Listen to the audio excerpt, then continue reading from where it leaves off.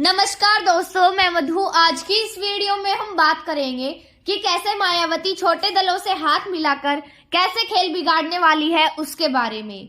तो चलिए शुरू करते हैं। सूत्रों की माने तो बहुजन समाज पार्टी की मुखिया मायावती के साथ सुखबीर बादल की दिल्ली में जनवरी के आखिरी सप्ताह में मुलाकात हो चुकी है। माना जा रहा है कि दोनों सियासी दल लोकसभा चुनाव में एक साथ आ सकते हैं। बसपा सुप्रीमो मायावती ने अभी तक किसी भी बड़े गठबंधन के साथ जाने से इनकार किया है। ऐसे में सियासी गलियारों में बड़ा सवाल यही उठ रहा है कि क्या मायावती छोटे छोटे दलों के साथ गठबंधन कर कोई बड़ा खेल करने वाली है। सूत्रों के मुताबिक मायावती हरियाणा में इनेलो के साथ गठबंधन करने जा रही है। बहुजन समाज पार्टी के एक वरिष्ठ नेता कहते हैं कि इस बार यह गठबंधन मजबूती के साथ लोकसभा चुनाव में उतरेगा।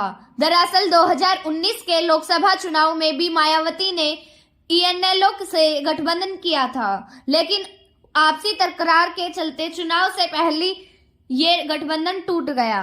दोनों दलों के नेताओं ने इस बार गठबंधन की नींव को मजबूती के साथ आगे बढ़ाने की योजना बनाई है। सूत्रों की माने तो बहुजन समाज पार्टी ने हरियाणा में 6 सीटों और इनेलो को 4 सीटों पर लड़ने का ऑफर तैयार किया है। इसी तरह पंजाब में भी मायावती की बहुजन समाज पार्टी और अकाली दल का गठबंधन लोकसभा चुनाव के लिए तय माना जा रहा है। आधिकारिक तौर पर लोकसभा चुनाव के लिए बसपा और अकाली दल की ओर से कोई बयान नहीं आया है। सूत्रों की माने तो बहुजन समाज पार्टी की मुखिया मायावती के साथ सुखबीर बादल की दिल्ली में जनवरी के आखिरी सप्ताह में मुलाकात हो चुकी है। माना जा रहा है कि दोनों सियासी दल लोकसभा चुनाव में एक साथ आ सकते हैं। सूत्रों की माने तो बसपा और अकाली दल की नजदीकी इस वजह से और मजबूत हो रही है क्योंकि बसपा विपक्षी राजनीतिक दलों के गठबंधन समूह में शामिल नहीं हो रही है।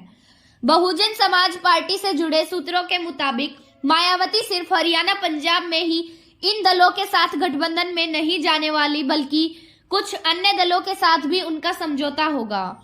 इसमें मध्य प्रदेश में जेजेपी और छत्तीसगढ़ समेत झारखंड के कुछ राजनीतिक दल भी शामिल हैं।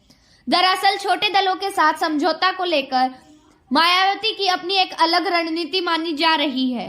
राजनीतिक विश्लेषक चंद्रभान विसेन कहते हैं, मायावती भारतीय जनता पार्टी के एनडीए से गठबंधन तो नहीं करना चाहती हैं, लेकिन जरूरत पड़ने पर वह सरकार में शामिल हो सकती हैं।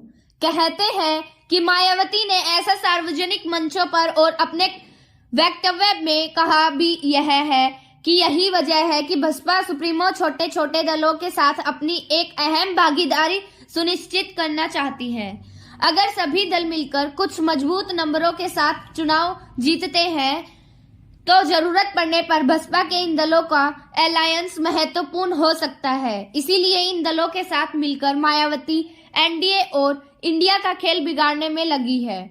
सियासी जानकारों की माने तो मायावती अभी तक उत्तर प्रदेश में किसी भी दल के साथ गठबंधन में नहीं जा रही है, इसलिए यहाँ के सियासी समीकरण भी बदले हुए हैं। राजनीतिक जानकार ओपी मिश्रा बताते हैं कि 2019 के चुनाव में मायावती ने समाजवादी पार्टी के साथ गठबंधन कर जो बढ़त हासिल की उसी को आधार मानकर पार्टी आगे की रणनीति बना चुकी है। 2014 के लोकसभा चुनाव में उत्तर प्रदेश में मायावती का सुपड़ा साफ हो गया था, लेकिन उसके अगले चुनाव में समाजवादी पार्टी के साथ गठबंधन कर बहुजन समाज पार्टी 0 से 10 सीटों पर पहुंच गई। हालांकि बाद समाजवादी पार्टी के साथ गठबंधन टूट गया था और 2022 के विधानसभा चुनाव में बहुजन समाज पार्टी का एक बार फिर से सबसे लचर प्रदर्शन साबित हुआ।